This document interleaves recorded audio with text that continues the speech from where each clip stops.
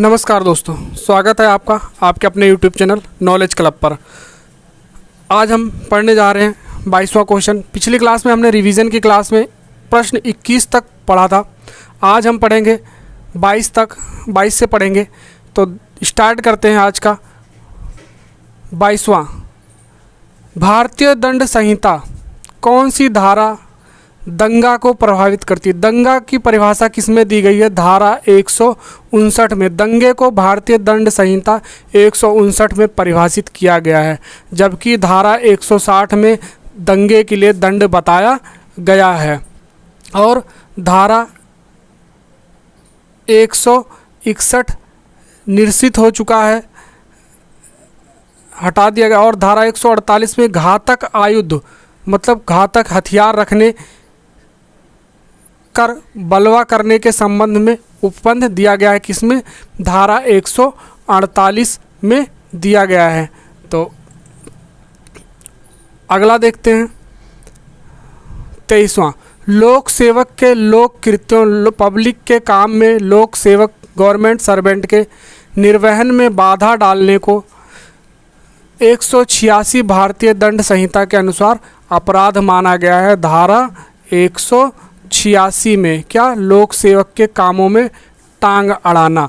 भारतीय दंड संहिता की धारा, ठीक है ना, 186 के अनुसार, ठीक है ना, कारावास होगा, 3 महीने की सज़ा हो सकेगी या जुर्माना या 500 रुपये तक, ठीक है ना, ये दोनों से दंड किया जा सकता है। मिथ्या साक्ष्य देना, गलत सबूत देना, गलत इन्फॉर्मेशन देना, क्या? गलत इन्फॉर्मेशन देना, साक्ष्य देना, गलत इन्फॉर्मेशन देना धारा 191 के तहत आती है। और धारा 192 मिथ्या साक्ष्य गढ़ना मतलब गलत इन्फॉर्मेशन बनाना, ठीक है ना, रिपोर्ट गलत बनाना, मिथ्या साक्ष्य गलत बनाना 192 में, और देना गलत साक्ष्य 191 में बताया गया है। अगले में देखते हैं बलात्संग की पीड़ित का परिचय प्रकटन भारतीय दंड संहिता के किस धारा के अंतर्गत दंडनीय है? धारा 228 कै में दिया गया है कि भारतीय दंड संहिता की धारा 228 कै में बलात्संग की पीड़ित व्यक्ति का परिचय प्रकट करने को दंडनीय घोषित करना, मतलब इसको एक गुम रिपोर्ट रखना है कि उसका आइडेंटिटी शो नहीं करनी है, जिससे समाज में क्या होता है उसकी बेइज्जती ना हो बलात्संग पीड़ित का। इसीलिए उसके परिचय को छुपाना और उसके परिचय को रिवील अगर कर दिया जाएगा तो वो 228 कै के तहत क्या है? अपराध है। निम्नलिखित में से किस वाद में आपराधिक मानव वध और हत्या में अंतर स्पष्ट किया गया है?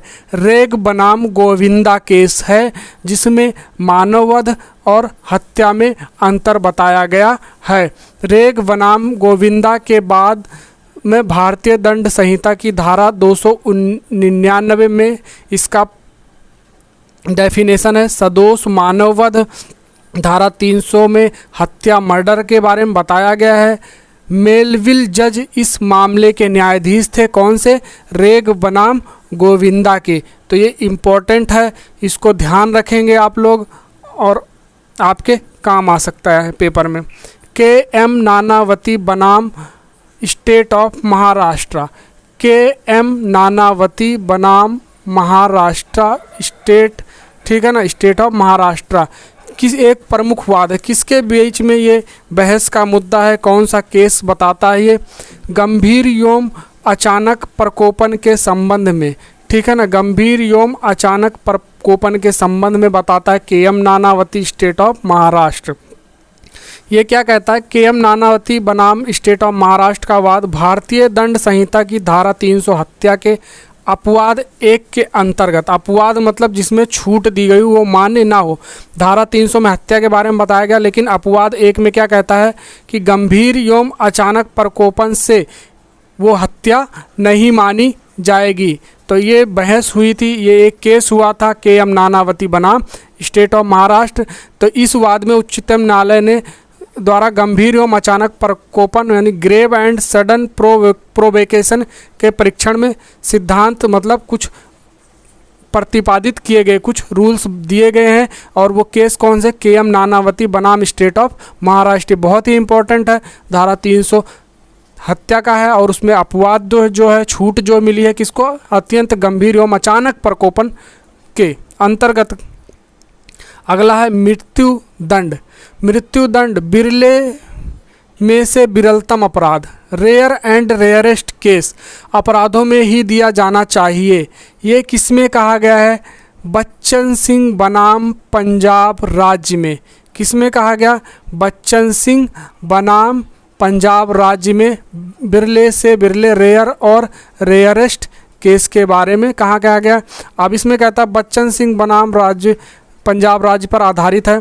इस वाद में यह आधारित किया गया कि मृत्यु दंड बिरले में से विरलतम अपराधों में ही दिया जाना चाहिए। मतलब कठिन से कठिन परिस्थिति हो जाए, रेयर से रेयर केस हो जाए तभी मृत्यु दंड देना चाहिए, नहीं तो अपराध की सज़ा दे देनी चाहिए।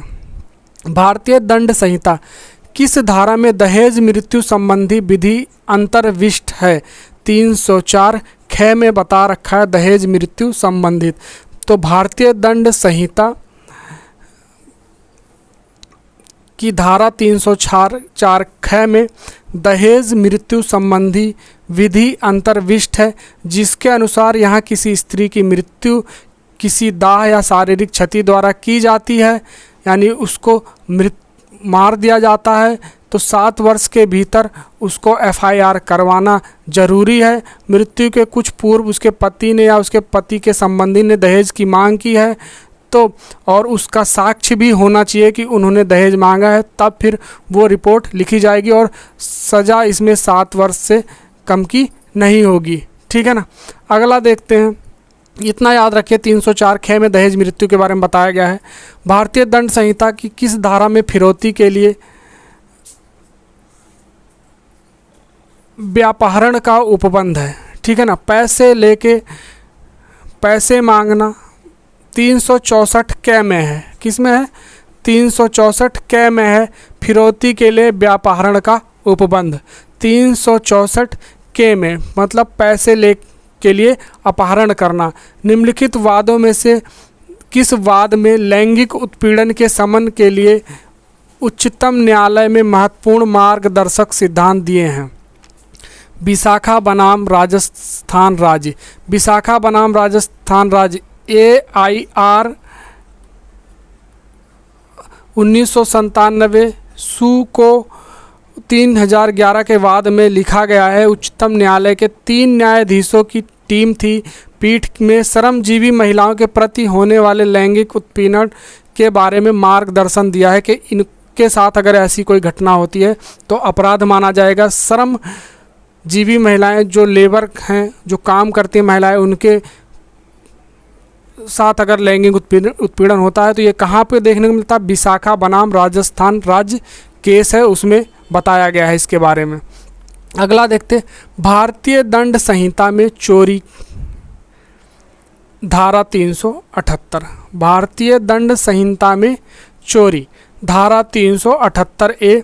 भारतीय दंड संहिता की धारा 378 के अधीन चोरी को परिभाषित किया गया है, जबकि कोई व्यक्ति किसी अन्य व्यक्ति के कब्जे में से उस व्यक्ति की सम्मति के बिना उसकी प्रॉपर्टी जो मूवेबल हो, मतलब जिसको ले जाया जा सकता उठा के चोरी करके, ठीक है ना, बेईमानी से लेने का आशय रखता है तो उसे संपत्ति को हटाता है तो वह चोरी करता है। मतलब चोरी कर लेना, सामान उठा ले जाना किसी का 378 में परिभाषित किया गया। भारतीय दंड संहिता में लूट परिभाषित है। 390 में लूट के बारे में बताया गया है। लूट का अपराध भारतीय दंड संहिता की 390 धारा में परिभाषित है। 378 में चोरी का है। 383 में उद्यापन एक्सटॉर्शन और धारा 391 में डकैती की परिभाषा दी गई है। डकैती का अपराध करने के लिए निम्नलिखित में से क्या आवश्यक है? चोरी या उद्यापन। भारतीय दंड संहिता के धारा 391 में डकैती को परिभाषित किया गया। धारा 391 के अनुसार डकैती में लूट सम्मिलित है। लूट और चोरी का उद्यापन उग्र रूप होता है, अतः डकैती में चोरी और उद्यापन दोनों ही सम्मिलित हैं। राम गुस्से में श्याम को मारने का प्रयत्न करता है। श्याम को ऐसी स्थिति में प्राइवेट प्रतिरक्षा अपनी आत्मरक्षा का अधिकार भारतीय दंड संहिता की किस धारा में मिलता है? धारा 97 में आत्म प्रतिरक्षा की अधिकार दिया गया। धारा 96 में प्राइवेट प्रतिरक्षा संबंधी अधिकार को परिभाषित किया गया है। अगला देखते हैं क्या है। धारा 98 में भी कुछ दिया गया है। ऐसे व्यक्ति के कार्य के विरुद्ध प्राइवेट प्रतिरक्षा का अधिकार प्राप्त है जो विकृत चित्त हो, मतलब जो दिमागी रूप से ठीक ना हो और वो भी आप पे अटैक करता हो तो आप भी उसके खिलाफ प्राइवेट प्रतिरक्षा में उसको मार सकते हैं, या आप जितना मतलब रोक नहीं सकते हैं। अगर रोक नहीं पा रहे हैं तो आप मतलब अपनी प्रतिरक्षा में अगर उसको चोट भी लग जाए तो आपको अपराध की श्रेणी में नहीं गिना जाएगा। 100 में धारा 100 में शरीर के प्राइवेट प्रतिरक्षा के अधिकार दिए गए हैं, मतलब शरीर पर कोई घातक हमला कर रहा है जिससे आपका शरीर को नुकसान पहुंच सकता है तो आप उसके अगेंस्ट कार्रवाई कर सकते हैं। किस मामले में आत्मरक्षा का अधिकार उपलब्ध नहीं है? लोक सेवक द्वारा किया गया कार्य। अब पब्लिक सर्वेंट है, वो तो पब्लिक की सेवा के लिए ही कार्य कर रहा होगा, यानी अच्छा काम कर रहा होगा, तो उसमें अगर आप ये अधिकार दें कि वो मुझे नुकसान पहुंचा रहा था और आप उसको नुकसान पहुंचा दें तो फिर ये यहाँ पे आपको ये आत्मरक्षा का अधिकार उपलब्ध नहीं है। भारतीय दंड संहिता की धारा 99 में ऐसा क्या दिया गया है? कहता है कि ऐसे कार्यों के संबंध में उपबंध करती है जिसमें प्राइवेट प्रतिरक्षा आत्मरक्षा का कोई अधिकार नहीं है। ठीक है, 99 में कहा गया। इस धारा के अनुसार यदि कोई कार्य जिससे मृत्यु या घोर उपाधि की आशंका युक्ति रूप से कारित नहीं होती, सद्भावपूर्वक अपने पदाभास में कार्य करते हुए लोक सेवक द्वारा, मतलब कोई अपना काम ईमानदारी से कर रहा है और आप उसमें जाके बीच में पंगे कर रहे हैं या फिर टांग अड़ा रहे हैं और फिर वो अगर कोई एक्शन लेता और आप फिर प्राइवेट प्रतिरक्षा का हवाला देके उस पर अटैक करते हैं तो फिर वो मान्य नहीं होगा। चलिए यहीं से इधर भी देख लेते हैं हमें प्रश्न से क्या मतलब है। हमें तो प्रश्न नंबर से क्या मतलब है, प्रश्न से मतलब महिला की लज्जा भंग करने संबंधी हमला दंडनीय है। किस धारा में? भारतीय दंड संहिता में दिया गया है। किस में दिया गया? भारतीय दंड संहिता में दिया गया है। बहुत ही आसान है। 354 के अंतर्गत, धारा 354 के अंतर्गत यह एक दंडनीय अपराध है, महिला की लज्जा भंग करना, जिसमें 5 वर्ष तक कारावास या जुर्माना दोनों हो सकता है। अगला देखते हैं। कह रहा है प्राइवेट प्रतिरक्षा का अधिकार किससे संबंधित है? भाई प्राइवेट प्रतिरक्षा शरीर व संपत्ति दोनों से संबंधित है। धारा 97 के अनुसरण में प्राइवेट प्रतिरक्षा का अधिकार शरीर व संपत्ति दोनों से संबंधित है। ये बहुत ही इंपॉर्टेंट है, इसको ध्यान रखना। आत्मरक्षा का अधिकार किस में दिया गया है? अपने शरीर के प्रति अपराध से प्रतिरक्षा, दूसरों के शरीर की प्रतिरक्षा, चोरी लूट आदि अपराध से प्रतिरक्षा करना। भारतीय दंड संहिता धारा 96 के अनुसार कोई बात अपराध नहीं है जो प्राइवेट प्रतिरक्षा के अधिकार में प्रयोग की जाए। ठीक है ना, कोई बात अपराध नहीं है, धारा 96 में दिया गया है जो प्राइवेट प्रतिरक्षा में।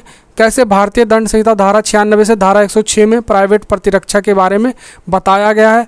धारा 97 हर व्यक्ति का अधिकार है कि मानव शरीर पर प्रभाव डालने वाले किसी अपराध के विरुद्ध अपने शरीर की प्रतिरक्षा वो कर सकता है। भारतीय दंड संहिता धारा 376 क्या कहती है? बलात्कार के बारे में बताती है, बलात्संग के बारे में बताती है। धारा 375 बलात्संग की 7 परिस्थितियों को बताया गया है। 375 में 7 परिस्थितियाँ एक्सप्लेन करी गई हैं जिसमें बलात्संग के अपराध का गठन होता है।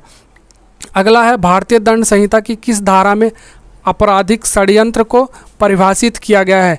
120 कै में भारतीय आपराधिक षड्यंत्र, भारतीय दंड संहिता की धारा 120 कै में आपराधिक षड्यंत्र मतलब अपराध करने के प्लान को 120 कै में बताया गया है, उसकी डेफिनेशन दी गई है।